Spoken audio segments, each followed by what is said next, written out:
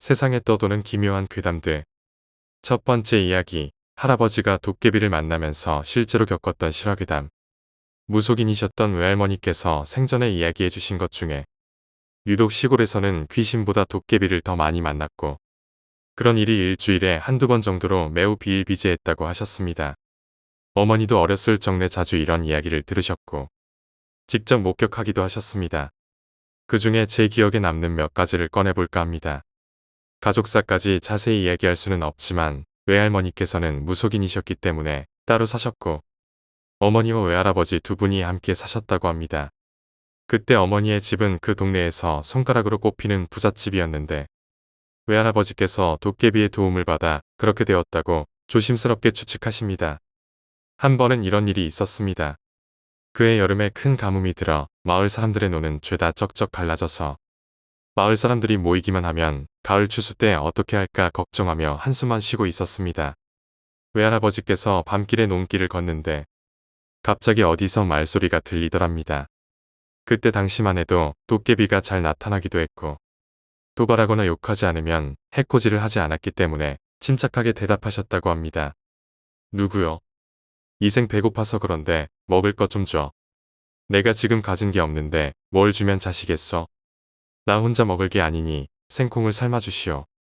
그래서 그 길로 집에 들어가 하인들을 깨워 콩 한 대박 삶아서 부랴부랴 다시 어두컴컴한 논길로 가셨답니다. 그리고 허공에다가 여기 삶은 콩 가져왔으니 줄인 배부터 얼른 채우시구려. 그랬더니 그 캄캄한 논 한복판의 모습은 보이지 않고 무언가가 빠르게 스쳐 지나가는 소리가 나면서 바람이 이리저리 불더랍니다. 얼마나 지났을까요? 사납게 불던 바람도 잠잠해지고 아무 소리도 나지 않길래 슬쩍 삶은 콩이 들어있던 돛박을 들어서 안을 들여다봤는데 정작 배고프다고 하더니만 콩이 그대로 있더랍니다. 뭐지? 하시면서 그걸 들고 집에 다시 오셨는데 하인들이 헉 하더랍니다. 그래서 그 돛박을 들여다보니 콩의 눈, 즉 씨앗에서 발아에서 줄기가 나오는 그 부분만 전부 없더랍니다. 며칠 뒤에 또 밤에 집으로 터덜터덜 걸어오시는 외할아버지께 어둠 속에서 또 말을 건네더랍니다. 이생, 고마워. 외할아버지께선 다음에 또 배고프면 말씀하시게 하고선 가려던 찰나에 도깨비가 말을 또 걸더랍니다. 이번엔 여러 목소리가 시간차로 돌림 노래하듯이 말을 하더랍니다. 논에 물 대줄까? 가뭄 때문에 힘들지? 도와줄까?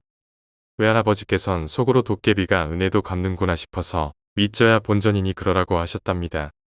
도깨비가 논이 어디쯤이냐고 물어보길래 저기부터 저기까지가 내 논이라고 알려주셨답니다. 그리고는 집으로 오셔서 주무셨는데 아침에 논에 나가보니 정말로 외할아버지 논에만 어디서 물이 왔는지 논에만 물이 가득 차 있었답니다. 어제까지만 해도 말라서 시들기 직전이었던 벼들도 쌩쌩했고요. 옆 논은 그대로 말라 비틀어져 있었는데 말입니다. 그리고 신기한 게 그 다음 해도 외할아버지 논은 가뭄이든 풍년이든 항상 물이 차 있고 풍년일 때는 쌀도 매우 우수해서 장에 내다 놓으면 사람들이 2배, 3배로 사가고는 했답니다. 외할아버지께선 그 일 이후로 도깨비들을 자주 만나셨고 그 후에는 생활 담소도 나눌 정도로 도깨비들과 친하게 지내셨다고 합니다. 새벽에 첫 달기 울기 직전에 마당에 무언가 쿵하고 소리가 나서 놀란 하인들이 나가보면 노루 한 마리가 던져져 있을 때도 있고 가물치나 메기가 2~3마리가 줄에 꿰어져 마당에 퍼덕거리고 하여튼 누가 그랬는지 몰라도 그런 것들이 가끔씩 마당에 던져져 있더랍니다. 당연히 도깨비들이었겠죠. 그러니 살림살이가 나아질 수밖에 없었죠. 그때 당시 제 어머니께서는 국민학교나 중학교에 다닐 시절이셨고 도깨비를 만나러 가실 때는 항상 혼자서 나가셨다고 합니다. 도깨비들은 사람들 앞에 모습을 드러내길 싫어한답니다. 은원이 확실하고 친구처럼 지내는 경우는 매우 드물다고 하시네요. 또 도깨비는 인공적인 불빛이 적고 공기가 좋은 곳에만 있다고 합니다. 그러니까 가로수길도 없는 도로도 없는 정말 한적한 산속 깊은 곳쯤이라고요. 요새는 그런 곳이 과연 있을까 싶네요. 두 번째 이야기, 귀신에 관해 생각을 해보았다. 저는 살면서 귀신을 경험한 적이 전혀 없습니다. 그리고 귀신이 인간 모두의 육안으로 관찰되는 상황이라면 귀신은 곧 전멸할 거란 지론을 갖고 있는 사람입니다. 과학자들이 가만히 두지 않겠죠. 형체가 있는데 물리적인 투사는 될 수 없는 귀신의 초자연적 성분. 자유롭게 시공간을 넘나들고 인간의 범용한 수준을 넘어선 귀신에 전능한 능력, 끊임없이 진화를 거듭하는 인간에겐 너무나 좋은 실험 대상일 겁니다. 제가 생각하는 귀신의 실체란 결국 인간의 인지 능력에서는 감지할 수 없는 미지의 공포와 호기심에서 기인한 것이라 생각합니다. 그 형태도 각 나라마다 다르고 처벌이나 복수의 방식도 민족과 다양한 문화적 특성에서 차별화되어 있습니다. 또한 생전에 인간이었을 때의 본 모습, 어떤 동기로 원한을 품고 귀신이 되었는지, 복수가 성취되었을 때 어떤 식으로 승화되는지도 전부 다릅니다. 심지어 무장 수준도 다릅니다. 설화나 민담, 전설에서 전해지는 초자연적 존재들에 대해서는 대체로 학자들이 이런 결론을 냅니다. 인간의 유한함을 영생의 욕구, 권선징악의 심판자들, 이승에서의 불행과 고난을 사후 세계에서 보상받으려는 욕구, 어떠한 것이든 개개인의 공포에 노출되는 빈도와 저항치가 다름에 겪어내는 공포와 강도와 밀도도 다릅니다. 그리고 평소에 정신 건강이 분명히 작용하는 것도 정설입니다. 공포 역시 사회적 학습이 아닐까 생각합니다. 귀신의 매개는 한이나 억울하게 죽은 시체나 당사자가 특별히 여긴 개인 소지품일 겁니다. 그래서 인간들은 시체를 은연중에 무서워하고 죽음이란 존재를 시체를 통해 상기합니다. 허나 생로병사는 인간의 순리로 자연의 섭리일 뿐, 그 이상도 그 이하도 아닙니다. 사물도 그저 사물일 뿐이죠. 제가 고등학교 1학년 때 할아버지가 위암으로 돌아가셨습니다. 1년 이상 병치레를 하셨고 뼈만 앙상해서 너무 참혹했습니다. 돌아가시고 할아버지가 쓰시던 방을 제가 사용하기 시작했습니다. 할아버지가 늘 누워 계시던 자리에 그대로 이불을 깔고 자곤 했습니다. 네, 저는 그 이후로도 그 방에서 잘 생활했습니다. 어릴 때 자란 시골에서는 여름마다 피서객들이 많았습니다. 한 해에 곧잘 한두 명씩 익사사고가 있곤 했습니다. 어느 날 아는 동네 형이 시골에 놀러온 사촌 동생을 데리고 수영을 했습니다. 그런데 그 형이 수영을 잘 못하는 사촌 동생을 수심이 깊고 유속이 센 곳으로 데려가서 사촌 동생이 익사했습니다. 제가 바로 그 근방에 있었고 사촌 동생이 몇 번 허우적거리다 빠지는 것까지 그대로 보았습니다. 그 동생은 그날 온 동네 아저씨들이 수색을 했는데도 못 찾았고 이후 장마철이라 보름 후에 한참 떨어진 강하류에서 건져냈습니다. 동네 아이들과 저는 그 이후에도 그 동네 형 사촌 동생이 빠진 부근에서 수영도 많이 하고 고기도 실컷 잡고 밤에도 수영을 즐기고 비가 올 때에도 놀았습니다. 한 번도 저의 발을 누가 잡거나 그런 일은 없었습니다. 하루는 피서객 중에서 어른이 술 먹고 수영하다 익사했습니다. 여울 있는 곳이라 또 바로 못 찾고 며칠 후에 전문 잠수부가 동원되어 찾았습니다. 평일에 익사했는데 토요일에 수영하러 갔더니 온갖 사람들이 다 몰려와 구경하더라고요. 가서 구경하고 있자니 두어 시간 후에 잠수부가 시체를 찾아서 무트로 끌어올렸습니다. 먼발치에서 봤는데 살결이 무슨 천엽처럼 되었고 나풀거리는 두부 같았습니다. 다슬기가 온몸에 달라붙어 있었습니다. 그 이후에도 그 어른이 익사했던 지점에서도 늘 실컷 수영하고 놀았습니다. 2009년에 제 친구가 세상을 떠났습니다. 저는 1년이 훨씬 지나서 알게 되었는데 그 심정이 너무 고통스럽더군요. 자주 만나지 않아도 어딘가에 있다고만 알면 언젠가는 만날 수 있다는 희망이 있을 텐데 이제 만날 수도 이야기할 수도 장난도 칠 수 없다는 게 무참했습니다. 그냥 단절인 것이죠.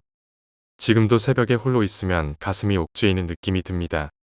그 친구가 죽기 1년 전에 저한테 한번 만나자고 문자를 했는데 제가 그때 다음에 만나자고 얼버무렸죠. 그게 회한이 되어 너무나 미안했습니다. 그래서 이제 다시는 못 본다는 현실이 까마득한 느낌이 든 것이죠. 그렇게 생각했건만 그 친구는 제 꿈에 한 번도 나온 적이 없습니다. 초등학교 때 학교 가는 게 싫어서 2개월을 땡땡이 쳤습니다. 지금이야 난리 나지만 당시엔 딱히 학교에서 연락도 없었습니다. 저희 집이 전화가 없었기 때문이죠. 그래서 산속에서 하루 종일 빈둥대다 오곤 했는데 거의 산소 옆에서 놀았습니다. 터가 넓고 튀어서 혼자 자고 도시락 먹고 놀기엔 제격이었죠. 저녁 어스름 때도 놀았습니다. 간혹 선앙당 안에서도 놀았습니다. 요란한 그림들과 생쌀과 촛불이 켜져 있던 게 생각납니다. 그래도 아무 일도 없었습니다. 시골 구석에 아스팔트로 포장한 도로가 생겼습니다.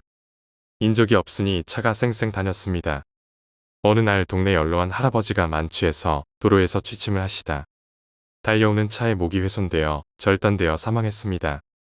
일주일 후에 피의자도 구속되었습니다. 당시에 CCTV가 없어서 가가오 경찰이 탐문 수사를 해서 피의자의 차에서 나온 혈흔과 살점으로 혐의를 확인했습니다. 그 사건 바로 옆에 구멍가게가 있었는데 그 구멍가게 할아버지가 피해자 할아버지가 자꾸 꿈에 나타난다고 해서 동네 사람들이 구슬했습니다. 밤에 저는 그 현장에 이따금씩 자전거를 타고 가서 기다려보았습니다. 네, 저에게는 아무 일도 없더군요. 교회를 다녔는데 후배 한 명이 어느 날 청년부 예배 때 솔직하게 털어놓더군요. 자기 눈에는 귀신이 보인다고. 그래서 제가 귀신이 보일 때 이야기 좀 해달라고 했습니다. 제 눈에는 아무것도 전혀 안 보였습니다. 제가 운영하는 사업체에서 어떤 후배가 자기는 귀신을 본다고 했습니다. 너무 자주 본다고 무서워하더군요. 어느 날 사무실 구석에 귀신이 있다고 그러는데 아무리 들여다보고 손으로 휙휙 저어봐도 보이지도 들리지도 느껴지지도 않았습니다. 나이가 들어 자주 장례식을 참여해도 살아생전의 고인이 어떤 사람이었는지가 궁금할 뿐이고 여행을 다니다 폐가가 있으면 들어가서 누가 여기 살았을까? 어떻게 살았을까? 생각을 하게 됩니다. 폐가방 안에 나뒹구는 물품들을 보면서 생활 수준이나 기호, 가족 구성 같은 걸 추리해봅니다. 고고학자들이 이러겠죠. 얼마 전에 고성에 있는 송지호 해수욕장으로 피서를 다녀왔습니다. 서울 춘천 고속도로를 타고 홍천과 인제로에서 고성을 경유하고 속초로 내려와서 영동으로 돌아오는 재미있는 여행이었습니다. 서울 춘천 고속도로를 타고 가다 보면 묘지가 잔뜩 있는 곳이 있습니다. 거기에서 제가 와이프에게 문득 그런 이야기를 했죠. 여기 누워있는 이들이 생전에 여기 와서 안식을 하게 될 것을 알았을까? 다들 무섭고 혐오하는 묘에 자신들도 언젠가 들어간 일 텐데 왜 묘만 보면 생전의 고인의 삶이나 남은 가족의 추모된 마음보다는 귀신이나 좀비만 잔뜩 생각할까? 저는 귀신은 없다고 생각합니다. 밤낚시도 숱하게 다녀보고 캠핑도 실컷 해보고 밤에 산속이나 묘를 지나다녀봐도 귀신을 본 일이 한 번도 없네요. 은근히 한번 보여주길 바라며 기원해봐도 제가 살아온 삶에는 그런 초자연적 존재가 드러난 적이 없습니다. 세 번째 이야기, 이상한 경험. 신혼여행 가서 입으려고 아내와 이것저것 사고 매우 지친 상태로 집에 와서 자려고 누웠죠. 눈을 감고 잠을 청하는데 정신이 굉장히 또렷해지는 겁니다. 얼른 잠들어야 내일 출근하는데 이러면서 뒤척이고 있다가 어느 정도 잠이 들랑말랑한 상태였습니다. 그때 자세가 옆으로 누워 있었는데 어깨부터 갑자기 싸한 느낌과 함께 소름이 돋았고 그 순간 알 수 없는 공포와 함께 심장이 터질 듯이 뛰더군요. 눈은 감은 상태인데 막 무서운 얼굴들이 보이고 숨이 턱 막혔습니다. 아무튼 이게 가위인가 하고 몸을 움직여봤는데 몸이 움직여지긴 하는데 굉장히 힘이 안 들어가지더군요. 그리고 그때 자꾸만 일어나서 밖으로 나가고 싶은 충동이 굉장히 강했는데 너무 무서워서 꼼짝도 안 했어요. 그리고 무지막지한 공포심은 사그라들지 않더군요.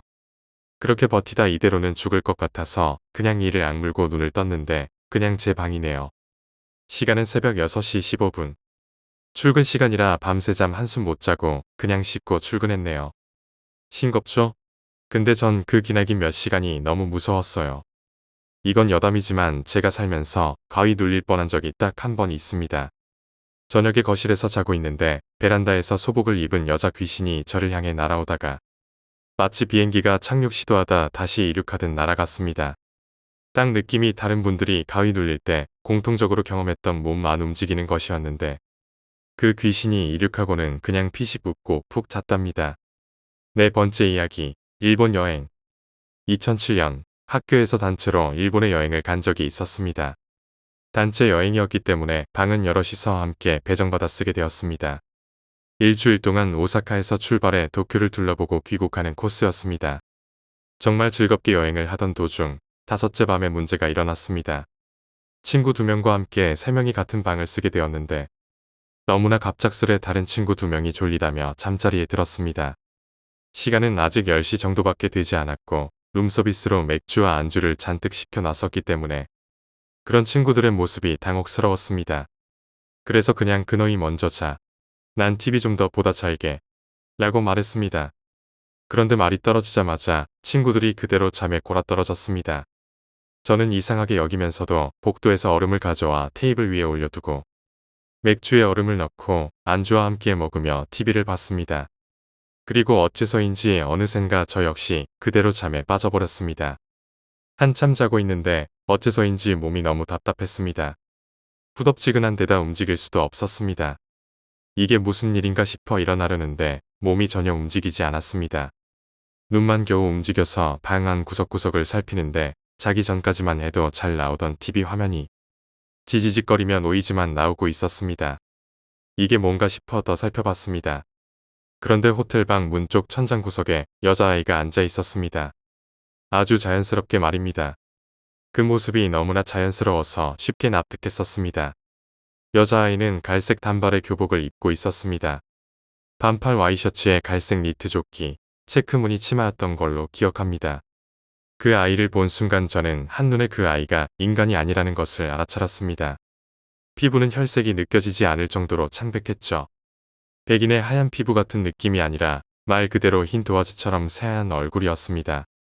눈 역시 동공이 풀려 있어 눈빛을 읽을 수도 없었습니다. 그런 눈으로 그녀는 계속 저를 바라보고 있었습니다. 저는 온몸에 소름이 돋으며 이젠 죽었구나 싶었습니다. 식은땀이 뻘뻘 흐르고 난생 처음 눌린 가위에 당황한 채 그대로 누워있을 뿐이었습니다. 머릿속으로 가위에서 풀려나는 법을 찾아봤지만 마땅한 방법이 없었습니다. 결국 저는 그것마저 포기하고 그저 그 아이에게서 시선을 피하려 했었습니다. 고개를 돌릴 수조차 없어 눈알만 굴리는 수준이었지만요. 그런데 갑자기 그 아이가 앉은 채로 스르륵 저를 향해 다가오기 시작했습니다. 마치 달팽이 같은 매우 느린 속도였지만 한 가지만은 알 수 있었습니다. 저게 여기까지 오면 나는 죽겠구나 라고 생각하며 저는 그저 할 수 있는 것도 없이 그것을 바라만 보고 있을 뿐이었습니다. 얼마쯤 시간이 흘렀을까요? 갑자기 눈앞이 깜깜해졌습니다. 아마 제가 정신을 잃었던 것 같습니다. 일어나 보니 이미 아침이었습니다. 친구들은 어느새 옷도 다 차려입고 짐까지 싸두었더군요.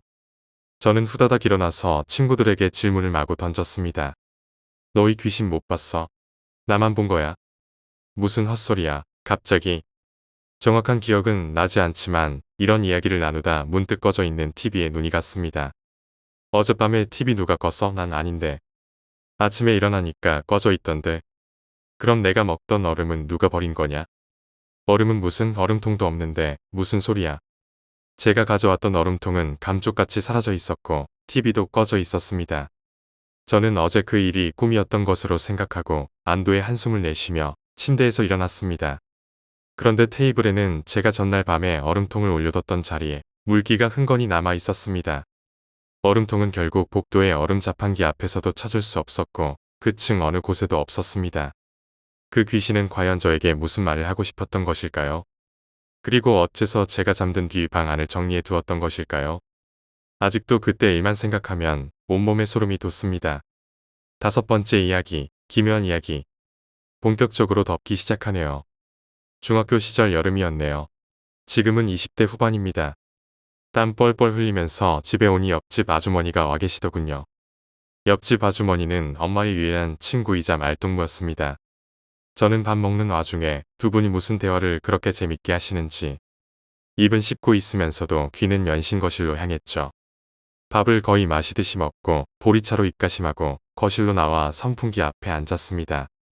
선풍기를 강으로 해놓고 얼굴을 가까이 하고 아하고 소리를 질러댔습니다. 그러면서 점점 두 분이 하는 이야기에 귀를 기울이면서 등에 간간히 소름이 돋았습니다. 그때부터 들은 이야기가 어머니가 지금 60대 중반이신데 어렸을 때 기이한 일이 많았나 봐요. 형제도 많았던 털어먹고 살 방법이 마땅치 않아 다들 불풀이 타향살이하며 외할머니 외할아버지께 돈을 붙여드리고 일주일에 한 번씩 집에 오고 그랬다고 합니다. 제일 큰 이모께서 일주일에 한 번씩 오셨는데 그날 본집에 오는 날이라 마중을 갔답니다. 원래 항상 외할머니 혼자 가시다가 저희 엄마가 하도 바람 쐬고 싶어 해서 같이 가자고 조르셨답니다. 그냥 집에 있지 왜 고생을 사서 해. 그래도 저희 엄마는 좋다고 희죽희죽 웃으며 따라 나섰답니다. 토요일 일이 끝나면 항상 7시쯤이었는데 본집에 오면 9시 정도였다고 합니다. 그때 저희 엄마의 나이는 지금 이야기 속 저의 나이보다 어렸습니다. 초등학생 때쯤 항상 계곡 위에 다리 끝에서 기다렸는데 그날은 9시 반, 10시가 되어도 큰 이모께서 나타나지 않으셨답니다. 아무리 여름이었지만 시골이었던 터라 점점 바람도 거세지고 바람 때문이라기보다는 한기 같은 게 느껴졌대요. 외할머니도 저희 엄마도 오들오들 떠시다가 안 되겠다. 너희 언니 안 올 모양이다. 가자. 그러시고는 두 분은 돌아섰답니다. 그때 저 반대편 다리 끝에서 엄마, 나왔어. 라는 소리가 어렴풋이 들리더래요. 작지만 또렷한 소리였대요. 외할머니는 흠칫 놀라셨고 저희 엄마는 깜짝 놀라서 큰 이모께서 오신 줄 알고 외할머니께 언니 왔나 보다라고 말씀드리려고 했는데 외할머니 표정이 정말 안 좋으셨대요. 그리고는 하시는 말씀이 뒤도 돌아보지 말고 가자. 저희 엄마 손을 꼭 움켜잡으시고 침착하게 걸으셨답니다. 할머니는 큰 이모가 아니라는 것을 경험상 알고 계셨겠죠. 엄마는 처음 겪는 일이라 도대체 무엇이 있길래 저러시나 하며 갸우뚱했지만 직감상으로 할머니의 어두운 표정에서 위험하다는 것을 느꼈대요. 한 걸음 한 걸음 뗄 때마다 너무 급하게 뒤에서 부르더래요. 저희 엄마는 순간 큰 이모가 정말 맞지 않겠냐는 의문을 가지면서 뒤돌아보려고 했는데 외할머니께서 꼭 잡은 손을 확 잡아당기시고는 불러도 대답하지 말고 뒤도 돌아보지 마. 엄마는 그저 멍한 상태. 할머니는 굳어버린 표정. 그렇게 두 분은 손을 잡은 상태로 집 방향으로 한 걸음 한 걸음 걸으셨다고 합니다. 한 걸음 걷고 있으니 또 뒤에서 엄마. 또 한 걸음 떼니 엄마. 나중에는 악이 섞인 목소리 같았다고 했습니다. 다리에서 멀어질 때마다 그 목소리는 점점 커졌고 처음에 작게 들리던 소리는 나중에 산중에 울려 퍼질 정도였다고 합니다. 안 돌아보면 안 될 정도로 가슴이 조여왔답니다. 저희 엄마는 결국 그렇게 신신당부하시던 외할머니의 말을 어겨버립니다. 뒤를 돌아본 거죠. 기이한 것을 한동안 멍하니 바라보셨고 그 와중에 다급하게 외할머니가 소리치시는 것을 들었다고 하셨습니다. 얼른 고개 돌려 빨리. 말은 들리는데 몸이 말을 안 듣더랍니다. 어느 순간 기억이 없어지셨고 깨어났을 때는 집이었다고 했습니다. 새벽이었는데 할머니는 오들오들 떨고 계셨고 외할머니는 다시 저희 엄마를 눕히시면서 오늘 본 거는 다 잊어버려 라고 하시더랍니다. 다음날 저희 어머니는 그 다음 상황을 직접 외할머니께 듣지 않고 옆집 할머니와 외할머니가 하는 이야기를 듣게 됩니다. 지금 이야기 속에 저희 엄마와 옆집 아주머니가 나누는 이야기를 경청하는 저처럼 말이죠. 외할머니는 저희 엄마가 뒤를 돌아보고 멍한 상태로 정지되었길래 얘가 홀렸구나 싶어 소리 지르시다가 쓰러지기 전에 바로 들쳐업고 뒤도 안 돌아보고 신발이 벗겨지도록 미친 듯이 집으로 달리셨답니다. 집에 도착할 즈음 할아버지께서 집 밖으로 막 달려 나오시더랍니다. 뭐야 이건 얘는 왜 기절했어?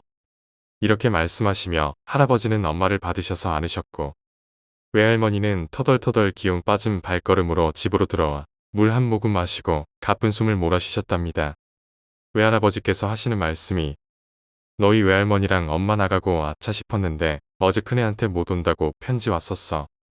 내가 말해준다는 게 까먹었어. 조금 있다가 니네 돌아오겠지 싶었는데 한참을 안 와서 걱정이 돼서 막 뛰어나가려던 참이었어. 밖에서 무슨 일 있었어? 저희 엄마가 들으신 건 여기까지고요.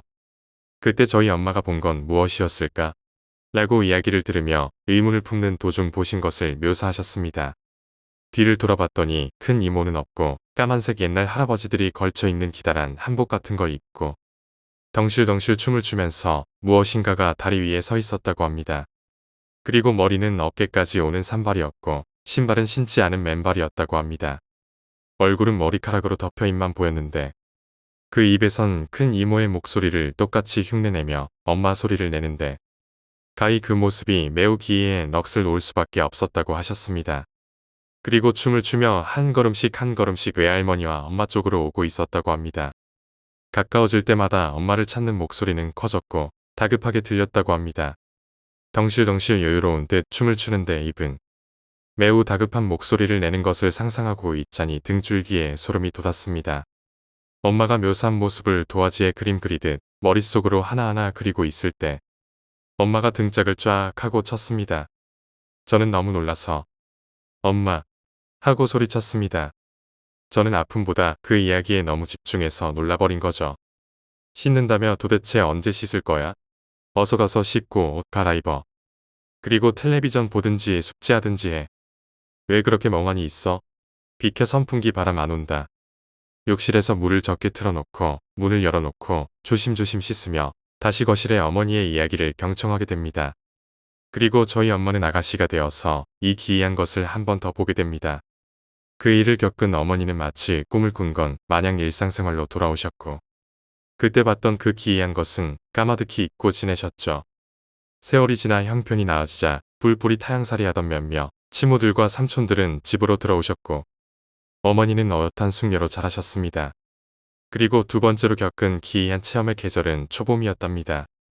바람과 물이 아직은 찰 때지요. 저녁 어스름에 밥을 먹고 심심하셨는지 저녁 마시를 나가셨답니다.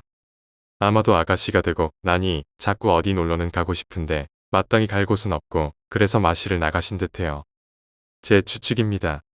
넷째 이모와 함께 동네 이래저래 한 바퀴 돌고 시간이 많이 지나자 이제 집으로 들어가시려고 설렁설렁 발길을 돌리셨답니다. 그 일을 겪은 후론 달이고 뭐고 일체 저녁에는 집 밖에 나오질 않으셨는데 세월이 지나니 까맣게 잊은 것이지요. 점점 현실에 눈을 뜨게 되고 그 문제의 계곡 위다리에 또다시 지나치게 되셨답니다. 아무 생각 없이 넷째 이모와 수다를 떨며 건너는 도중 그 추운 겨울에 누군가 씻는 소리가 들려서 깜짝 놀라셨답니다. 참고로 저희 엄마는 셋째입니다. 넷째 이모가 저희 엄마 보고 언니, 저 밑에서 누가 씻는가 보다. 그리고 잠시 후 첨벙첨벙 소리와 함께 도깨비불 같은 게 두 개가 공중에 떠서 엄마와 이모 쪽으로 서서히 오더랍니다. 그것이 점점 가까워지는데 자세히 보니 사람 두 명이었고 이웃집 내외분이셨다고 합니다. 저희 엄마와 넷째 이모는 가슴을 쓸어내리고 안도의 숨을 쉬며 깜짝 놀랐잖아요. 파란 지붕집 딸내미들이구나. 근데 왜 거기서 나와요? 마누라랑 나랑 원래 일 끝내고 나면 이리저리 한 바퀴 돌고 여기서 수다 좀 떨다가 손발 좀 적시다가 우리는 원래 자주 나오니까 그렇다 쳐도 니네는 어쩐 일이야? 저희 저녁 먹고 심심해서 마실 나왔어요. 물이 아직 많이 찰 텐데 안 추우세요? 여기 한겨울에도 와서 잠깐 손발 적시다 가는데 근데 너희끼리만 이렇게 다니면 위험해. 저희는 아줌마 아저씨 때문에 시겁했어요. 더 있다가 가실 거예요? 아니 이제 들어가야지. 우리랑 같이 들어가자. 너희끼리 가면 위험해. 그때 저희 넷째 이모께서 급제안을 하셨답니다. 언니, 나 뭐 먹고 싶어. 아까 밥 먹고 나왔잖아. 몰라, 입이 심심해 죽겠어. 우리 조금만 여기서 기다렸다가 오빠 오면 꼬셔서 맛있는 거 사달라고 해서 같이 들어가자. 어차피 언니도 돈 없잖아. 지금 이 시간에 돈 있어봤자 맛있는 걸 어디서 팔겠어? 그냥 집에 들어가기는 왠지 아쉽잖아. 저희 엄마는 잠시 고민하시다가 넷째 이모의 급제안에 곧 동의하셨답니다. 아저씨 아줌마 죄송한데 먼저 들어가세요. 저희는 기다리다 같이 들어갈게요. 너희끼리 안 위험하겠어? 괜찮겠어? 사내 놈들은 혼자 와도 괜찮은데 처녀 둘이 이렇게 놔두고 가려니 마음이 안 편해서 그렇지. 그때 아줌마 아저씨께서 횃불을 한 개씩 들고 계셨는데 그중 하나를 주시며 이거 가지고 있다가 혹시나 눈에 이상한 게 보이면 이걸로 인정사정 없이 휘두르라고 하셨답니다. 그 한 개를 받아가지고 아줌마 아저씨께 인사치레를 하고 그리고는 다리에서 기다리기 시작하셨답니다. 그때까지도 어렸을 때의 끔찍했던 다리 위 경험은 새까맣게 잊고 계셨답니다. 어찌됐든 두 분은 기다리는 와중에 넷째 이모께서 입이 심심하셔서 그러셨는지 연신 엄마께 무언가를 조잘조잘 떠드셨다고 합니다. 넷째 이모와 대화를 주고받으며 간간히 추임새도 넣어주시면서 그렇게 다리 끝에서부터 끝까지 왔다 갔다 하시며 이야기를 하셨다고 합니다. 그런 경험 많죠. 여자끼리는 팔짱 끼고 이야기하다 보면 계속 같은 자리에서 뱅글뱅글 맴돌게 되는 거요. 그렇게 이야기하던 도중 넷째 이모의 조잘거리는 수다 소리에 간간히 섞여 물소리가 들렸습니다. 그리고는 얼마 있지 않아 넷째 이모의 귀를 확신시켜 주듯 또렷한 소리가 들렸답니다. 그 소리는 들을수록 우렁이 차지더랍니다. 그리고 이어지는 말소리. 아이고 시원하다. 봐봐, 사람이지. 왜 설마 귀신인 줄 알았어? 야 물이 아직도 이렇게 찬데. 이 시간에 여기서 씻는 사람이 우리 동네에 그렇게 많다는 말이야. 희한하다 진짜. 언니, 근데 목소리가 좀 요사스럽긴 하다. 그리고는 다시 넷째 이모와 대화를 시작하시려다가 고개를 다리 밑으로 확 돌렸답니다. 시야에 뭔가 들어왔기 때문이겠죠. 다리 밑으로 그 씻는 사람이 희끄물해 보이더랍니다. 저희 엄마는 한참 동안 그것을 지켜보았답니다. 그 모습이 선명하지 않았다고 합니다. 좀 더 자세히 보기 위해 다리를 약간 구부리셨답니다. 등은 숙이고 눈은 위로 최대한 치켜뜨고 그것이 혹시 동네 사람일까 싶어 온 집중을 다하여 보던 중. 너 저거 보여? 근데 자세히는 안 보여. 까치발 들면 보이냐? 숙여야 보이지. 넷째 이모는 아이에 엎드리셨다고 합니다. 저게 뭐야? 그리고 두 분은 그 형체를 알아보기 위해 대화를 일절 중단하고 숨소리도 아끼셨답니다. 물소리를 점점 크게 내며 서서히 모습을 드러내는데 그건 저희 어머니께서 어린 시절에 보셨던 그러니까 앞전에 이야기해드렸던 그것이었답니다. 까맣게 잊고 사셨답니다. 기억에서 사라진 줄 아셨답니다. 기이했던 그 모습은 세월이 흘러도 그대로였답니다. 그것은 먹이라도 발견한 듯이 신나게 몸에 물을 적시며 어머니와 이모 쪽으로 점점 다가왔다고 합니다. 넷째 이모는 털썩 주저앉더니 엉덩이로 슬금슬금 뒷걸음치시더랍니다. 씻는 모습은 앞전에 설명드렸던 까만색 긴 한복 할아버지들 입으시는 거 그걸 걸치고는 그 위에 연신 차가운 물을 끼얹으며 머리도 감더랍니다. 정말 시원해서 내는 목소리가 아니라 아기 받침 목소리로 들으라는 듯이 아이고 시원하다를 반복하며 다가오더랍니다. 첫째 이모의 목소리를 흉내내던 기이했던 모습이 동시에 떠올랐다고 하십니다. 손으로 물을 벗어 옷 위에 끼얹으며 아이고 시원하다 하면서 가까이 와 있고 머리에 물을 끼얹으며 아이고 시원하다 하면서 또 가까이 와 있고 두 가지 행동을 반복하면서 점점 가까이 오더랍니다. 손은 머리카락 사이에 집어넣은 채 이윽고 물 밖에 올라와서 가만히 서 있더니 달달 떨면서 넋 빠진 어머니와 이모가 있는 다리 쪽으로 오더랍니다. 지도 춥긴 추웠나 보죠. 너무 가까워진 거리 관찰하기 싫지만 눈에 보이는 건 어쩔 수 없으셨겠죠. 얼굴은 이 배에는 아무것도 없다는 듯 얼굴만을 덮고 있는 젖은 머리카락. 그리고 머리카락 사이로 집어넣은 앙상한 손가락, 목은 거의 없다시피 했답니다. 아이들이 그림을 갓 그리기 시작할 때 얼굴 다음에 목 빼고 몸통 바로 그려놓은 그림처럼 그 괴기스러운 모습을 보고 있자니 오줌부에 힘이 풀리셨다고 합니다. 그리곤 천천히 입을 떼더니 그 입에서 나온 소리는 들어와서 내 머리 좀 감겨줘. 차분하게 말하며 기분 나쁘게 웃어대더니 나중엔 머리 좀 감겨달란 소리가 점점 빨라지더랍니다. 처음 그것을 만났을 때 안 돌아보면 안 될 정도로 가슴이 조여왔었다고 했죠. 그것처럼 그 목소리를 듣고 있자니 싫어도 꼭 그렇게 해야만 하는 압박감이 밀려오더랍니다. 쉴 새 없이 바쁜 그것의 입모양. 그러더니 나중엔 악을 쓰며 소리 지르더랍니다. 넷째 이모는 정신줄 놓으셨고 엄마는 오로지 살아야 한다는 일념하에 아저씨께서 주고 가신 불방망이를 그것 앞에다 마구 휘두르며 목이 쉴 정도로 외치셨답니다. 그렇게 얼마만큼의 시간이 지났을까요? 저희 엄마가 정신을 차리셨을 때는 빼부른 이웃집 아주머니 손에 들려있고 외할아버지께서는 엄마를 마구 흔드시며 한쪽 뺨을 계속 때리시더랍니다. 저희 외할머니께서는 등도 정말 아프게 몇 차례 때리셨답니다. 외할머니는 축 처진 저희 엄마를 부축하고 넷째 이모는 외할아버지 등에 엎인 채로 횃불을 뜬 이웃집 아주머니와 함께 집으로 돌아오셨답니다. 바로 그 다음 날은 어머니도 그렇고 넷째 이모도 그렇고 집 밖으로 꼼짝도 못 하셨답니다. 누나 괜찮아 둘이서 나 기다리다가 뭐 이상한 거 봤어? 너 좀 일찍 좀 다녀. 요새 왜 맨날 술이 떡이 돼서 집에 늦게 오는 거야. 그 일이 있고 이틀, 사흘이 되어도 그것이 머릿속을 떠나지 않았답니다. 외할머니 외할아버지께서는 그날 일에 대해서는 당초에 아무 말씀도 없으셔서 차라리 아주머니에게 가서 그때 상황을 물어보는 것이 낫겠다 싶어 아주머니 집에 찾아가셨답니다. 아주머니 집이 엎어지면 코 닿는 데였는데 벌건 대낮인데도 몇 걸음 걷는 게 그렇게 무서우셨답니다. 아주머니 저 왔어요. 그래 벌써 왔어. 안 그래도 내가 들러다 보려고 했는데 지금은 돌아다닐 만해. 동생은 좀 어때? 아직까지는 저나 동생이나 좀 그래요. 식사는 하셨어요? 나는 아까 먹었지. 너는 뭐 좀 먹었어? 안 먹었으면 내가 상 차려줄게. 괜찮아요. 집이 바로 코앞인데 집 가서 먹으면 돼요. 밥 생각이 없어요. 그래 상 차려주고 싶어도 마땅히 내놓을 찬도 없고 밥 잘 챙겨 먹고 다녀. 너무 마른 것도 보기 안 좋아. 아주머니, 근데 딴 게 아니고요.